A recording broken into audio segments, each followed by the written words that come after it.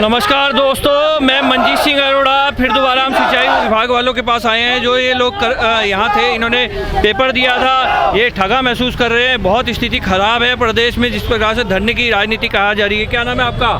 Sir मेरा नाम विनीत जोशी है। विनीत जी, जिस प्रकार से आपके साथ हुआ है, मैं रोज़ कवरेज करने आ रहा हूँ आपको, क्या लगता है आज मुख्यमंत्री जी या मंत्री जी ने आपकी कोई बात आगे सुनी है, कहा है? हमारी कोई भी बात सुनी नहीं गई है। हमने कई बार अपनी बात उन तक पहुंचाने की कोशिश की है और उनके कानों में हमारी बात पहुंच भी चुकी है, फिर भी उसके ऊपर कोई कार्यवाही नहीं की जा रही है उनके द्वारा। तो जिस तरह से ये लोग अपने आप को ठगा महसूस कर रहे हैं, 228 पद हैं इनके, और 228 पदों में इनके साथ जो हुआ है, क्या हुआ आप लोगों के साथ?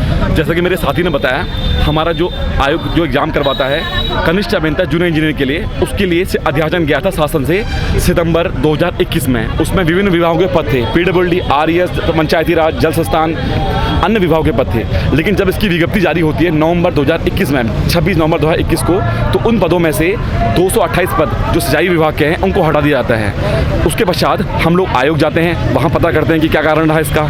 सह मंत्री से मिलते हैं, मुख्यमंत्री जी से मिलते हैं, अनेक विधायकों से मिलते हैं। हमें सिर्फ आश्वासन मिलता है कि आप लोग एग्ज़ाम की तैयारी कीजिए, आपके पदों को इसमें जोड़ दिया जाएगा। लेकिन जब इलेक्शन हो जाते हैं, उसके पश्चात हम मंत्री जी से मिलते हैं, सह मंत्री जी से, मुख्यमंत्री जी से, तो हमसे ये कहा जाता है इस विज्ञप्ति में कुछ त्रुटियां हैं और वित्तीय अनियमितताएं हैं, जिसकी वजह से पदों को हटाया गया है। तो मेरा मंत्री जी से सवाल है कि क्या वित्तीय स्वीकृति के बिना आप लोगों ने अध्याचन को आयोग के भेज दिया?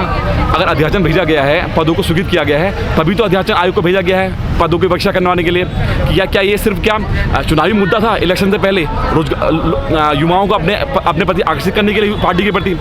हमेशा भाजपा सरकार एक बात कहती आई है, क्योंकि युवा मुख्यमंत्री होगा तो युवाओं के हित में कार्य करेगा। मेरा मुख्यमंत्री जी से एक सवाल है, मुख्यमंत्री जी अगर आप युवाओं के हितों की बात करते हैं तो 228 पद जिससे युवाओं को रोजगार मिलेगा, तो वो आपने हमारे विज्ञापन से क्यों हटाए? और अगर हटाए हैं उसको हमारा एक ही मुद्दा है कि आप उठे शीघ्र अतिशीघ्र हमारी विज्ञप्ति समाजिक करने का कष्ट। मोदी जी की बहुत बड़ी बात मुझे याद आ रही है, जिस प्रकार से मोदी जी उत्तराखंड में आए थे, उसके बाद उन्होंने कहा था पहाड़ का पानी, पहाड़ की जवानी मैं खराब नहीं जाने दूंगा। क्या लगता है आपको क्या हो रहा है आज? जैसा मोदी जी कहते हैं कि पहाड़ का पानी और पहाड़ की जवानी पहाड़ के काम नहीं आती है, ये सच बात है। अभी रिसेंट में उत्तराखंड में एक केस हुआ अंकिता भंडारी जी का।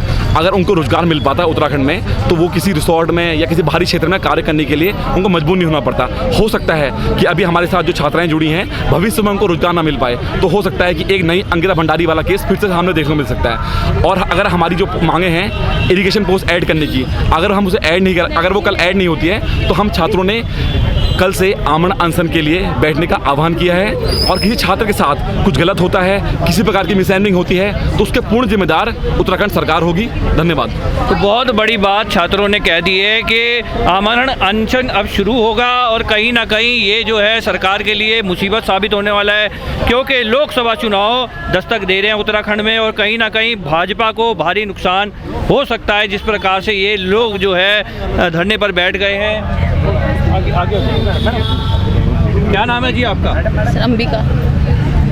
तो जिस प्रकार से आप लोग कह रहे हैं आमरण अनशन अब किया जाएगा, तो क्या लगता है आपके सब्र का बांध अब टूटता जा रहा है? बिल्कुल सर, टूटता जा रहा है। 5 दिन सर हमें यहाँ बैठे बैठे हो गया, लेकिन हमें कोई देख नहीं रहा है। हमें भी सर रोज़गार की ज़रूरत है। हमारा भी ये टाइम जा रहा है, हर किसी के टाइम की वैल्यू होती है, तो हम लोग के भी टाइम की वैल्यू है। ये हमारा प्रिपरेशन का टाइम है। लेकिन तो क्या लगता है धामी जी आपकी बात नहीं सुन रहे हैं सर। तो जिस प्रकार से आप सतपाल महाराज मंत्री जी के पास भी गए, कई मंत्रियों के पास चले गए हैं, मुख्यमंत्री के पास चले गए हैं, तो आप ही के साथ ऐसा क्यों हो रहा है? सर अब ये तो हमें लग रहा है कि हमारे ही साथ ऐसा हो रहा है, लेकिन अब हमारी तरह और भी कई बेरोजगार युवा हैं। हम टेक्निकल के छात्र, नॉन टेक वाले छात्र छात्राओं के साथ भी ऐसा ही हो रहा है। तो कहीं ना कहीं सरकार घिरती नज़र आ रही है, युवाओं का प्रदर्शन दिन ब दिन बढ़ता जा रहा है, और जिस प्रकार से आपका प्रदर्शन बढ़ता जा रहा है, क्या लगता है सरकार के ऊपर दबाव बनना शुरू हो गया? सरकार के ऊपर दबाव तो जरूर बन रहा है। हमारे पास हमसे मिलने अभी विपक्ष में जसपाल आर्य जी, हरीश रावत जी, आपसे उमा सिसोदिया जी, काफ़ी लोग आ चुके हैं।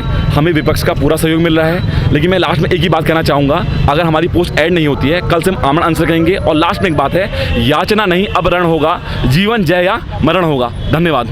तो बहुत बड़ी बात युवा ने कह दी है। इन्हीं युवाओं में से कोई भगत सिंह निकला तो कहीं कोई सुभाष चंद्र बोस निकला, तो युवाओं की जो गाथा है बहुत बड़ी हमारे भारत में, और कहीं ना कहीं युवाओं ने क्रांति कर दी है। और अब जो है कहीं ना कहीं स्थिति इतनी ख़राब होने वाली है, जाम की स्थिति देखी जा सकती है देहरादून में।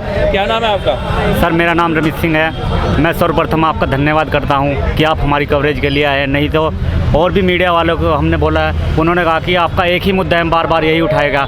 पता नहीं उन पर सरकार का प्रेशर है, क्या प्रेशर है, जो हमारी बात पूरी नहीं यहाँ उठा पा रहे हैं। और हम आपका बार बार पूरी टीम की ओर से धन्यवाद करते हैं कि आप हमारा कवरेज ले रहे हैं और हमारी बात सरकार तक पहुँचाने का कष्ट कर रहे हैं। तो जिस तरह से युवा मानव चेतना का धन्यवाद कर रहा है, परंतु हमारा फ़र्ज़ है, कहीं ना कहीं हम पत्रकार हैं, हमारा फ़र्ज़ है इनकी आवाज़ को पहुंचाया जाए और बार बार क्या लगातार पहुंचाया जाए, जिससे कि उस सोई हुई सरकार की आंखें खुल सके जो कि इनके युवाओं के भविष्य के साथ कहीं ना कहीं खिलवाड़ कर रही है। तो क्या लगता है, सतपाल महाराज जी ने आपके लिए कुछ कहा, वादा किया या आए वो? सर सतपाल महाराज ने हमारे पिछले दिनों जब हम उनके पास मिले, उन्होंने हमसे आश्वासन दिया कि ये पोस्ट ऐड कर दी जाएगी, लेकिन मात्र ये आश्वासन ही रहा। आयोग के पास उन्होंने कोई अधियाचन ने कुछ नहीं भेजा जिससे कि पोस्ट ऐड हो पाए। यदि ऐसा होता तो आज हम धरने पर को मजबूर नहीं होते हैं। तो युवाओं की मांग है, पीछे भी युवा कुछ बैठे हैं, मैं उनसे भी बात करना चाहूँगा। क्या नाम है आपका? सर मेरा नाम गौरव है, मैं अल्मोड़ा से आया हूँ।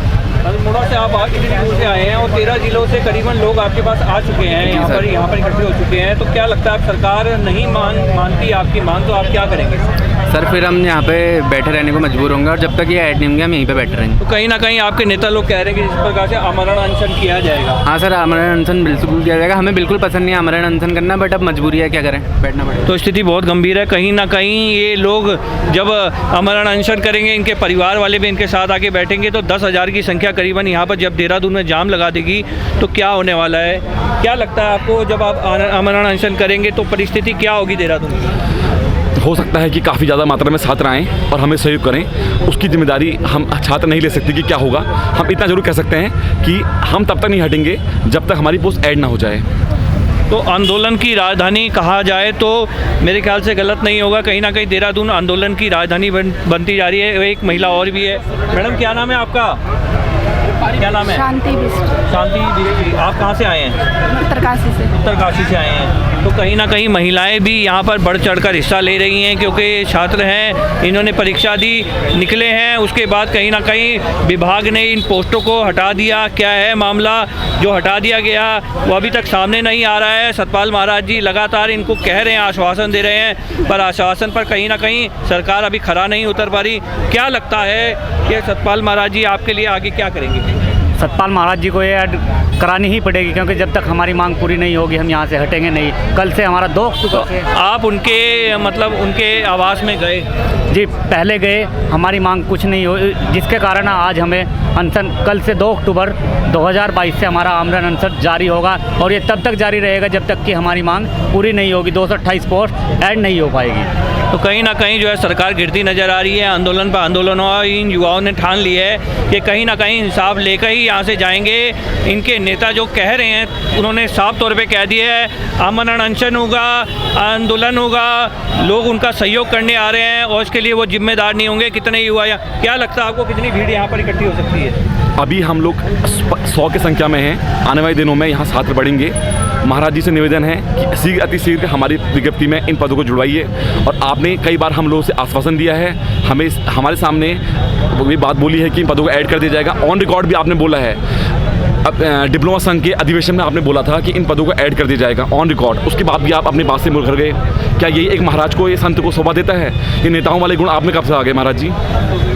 तो कहीं ना कहीं युवा बहुत उग्र होते जा रहे हैं, प्रदर्शन पे प्रदर्शन हो रहे हैं और ये लोग अभी जो है कम संख्या में है, परंतु अनुमान ऐसा लगाया जा रहा है जब ये परिवार के साथ यहाँ पर बैठ जाएंगे, इनका परिवार भी साथ में आ जाएगा तो 10-15 हज़ार के संख्या में ये लोग हो जाएंगे।